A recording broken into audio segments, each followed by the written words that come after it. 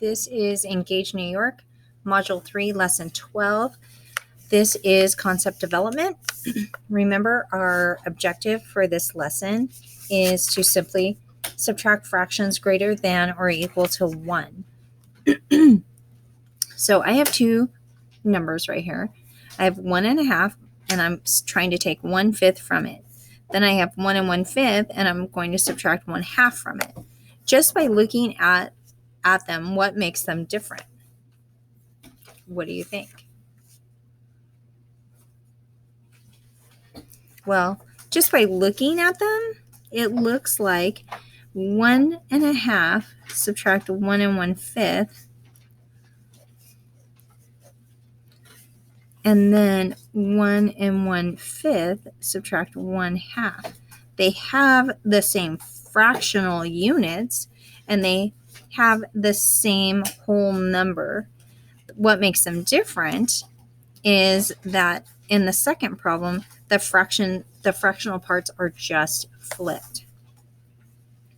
All right, so what we're going to go ahead and do is start by solving 1.5, and I'm going to show you two different methods for solving this. I'm going to show you standard form.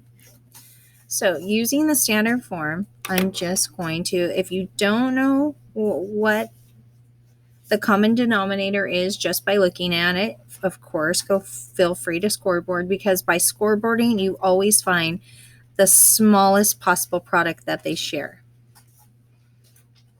All right. So this becomes 5/10, and you know it's an equivalent fraction because 1/2 is still equivalent to 5/10, and this is 2/5. And now I'm going to subtract 5 subtract 2 is 3/5. 1 subtract 0 is 1. 1 3/5. Now, let me try this another way. So let's go ahead and pull out the whole, and then we have 1/5 subtract 1. 1/2 subtract 1/5. So 1 plus, let's go ahead and multiply. And I end up with 5/10 subtract 2/10. And that gives me 1 3/10. And hold on one second. I made a mistake somewhere. Okay, found my mistake. So I didn't multiply over here. I just brought the 5 over. So 5/10 subtract 2/10 is 3/10. When I come over here, I end up with 3/10. So sometimes it is good to solve it two different ways so you can make sure, and you're kind of checking in on yourself. So we could do the same thing over here, but I'm just going, since I'm running out of room, I'm going to solve using standard form.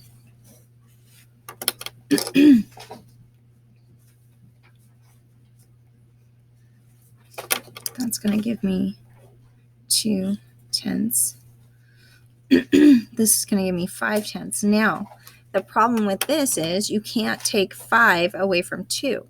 So I'm going to have to borrow and bring my 1 over here, 1 plus 2. And this 1 has to become 10/10 plus 2/10, which ends up giving me 12/10. Now I can subtract 5/10 from there, and I end up with 7/10.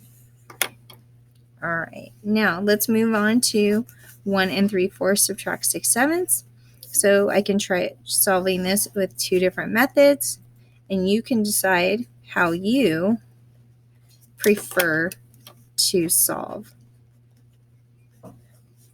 Now, there's actually 3 methods, because I'm going to show you pulling the whole out. I'm going to show you standard form, and then the third method would be turning the fraction, the mixed number, into an improper fraction. That is totally okay to do as well.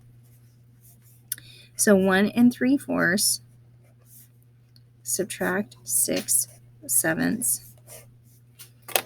And if you don't see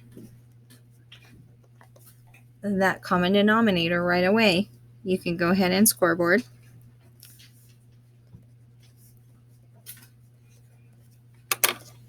And I end up with 21 over 28.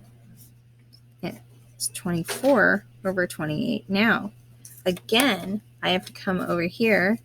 I have to borrow. I'm going to bring my 1 now over here. Now, I know that 1, I can't just add 1 and it can't be 1 and 21 28. I have to convert this into a fractions to make my number larger on top.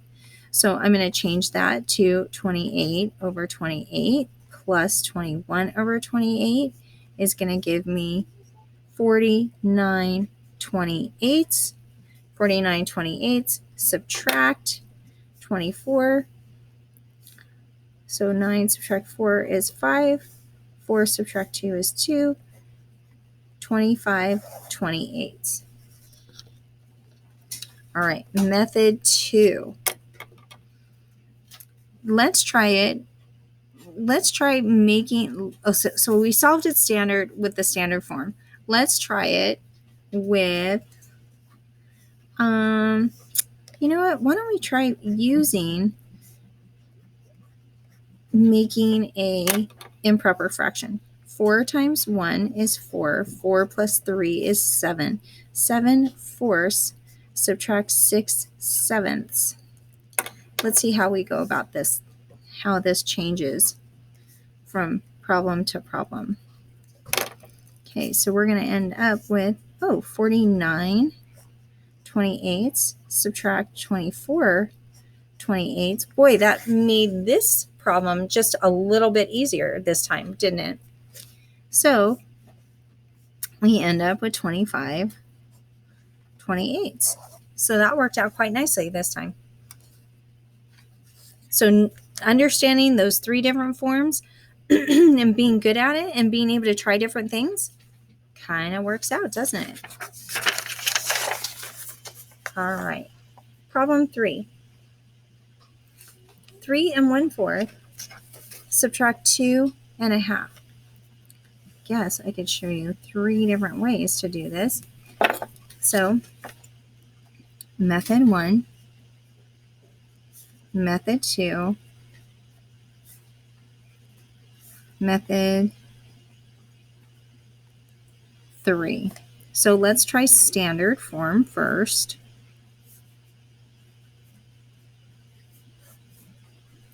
Now, if you don't see that common denominator, scoreboard it.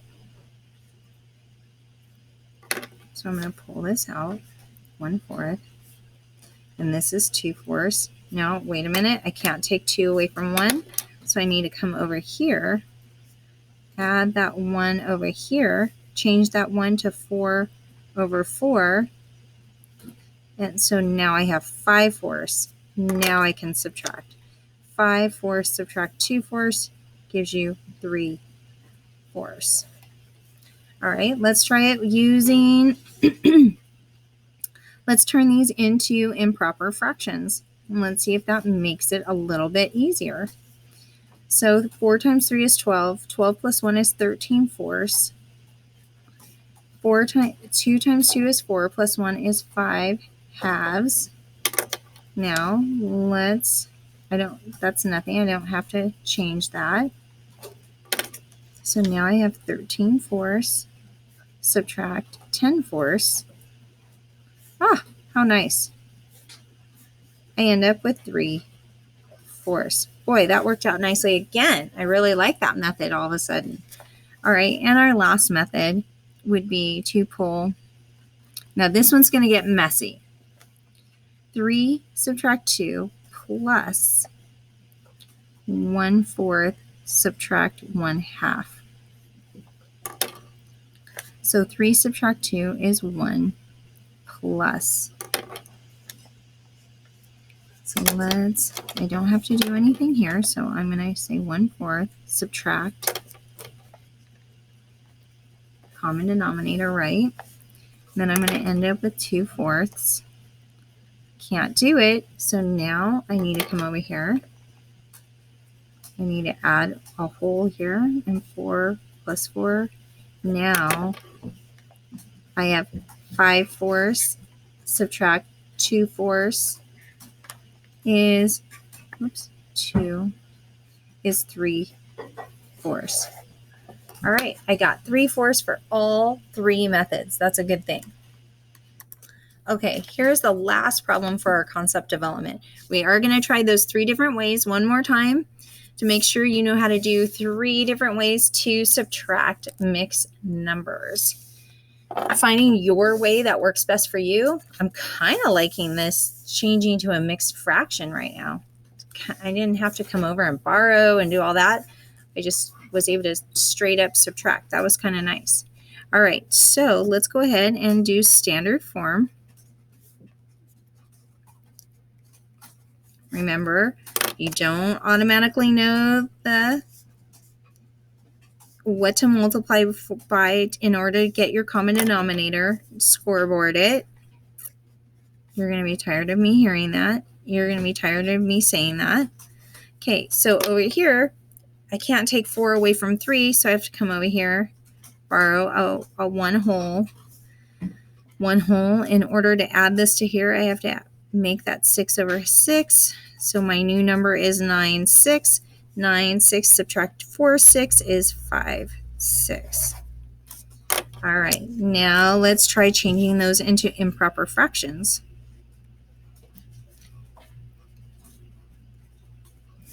4 times 2 is 8. 8 plus 1 is 9/2. Subtract.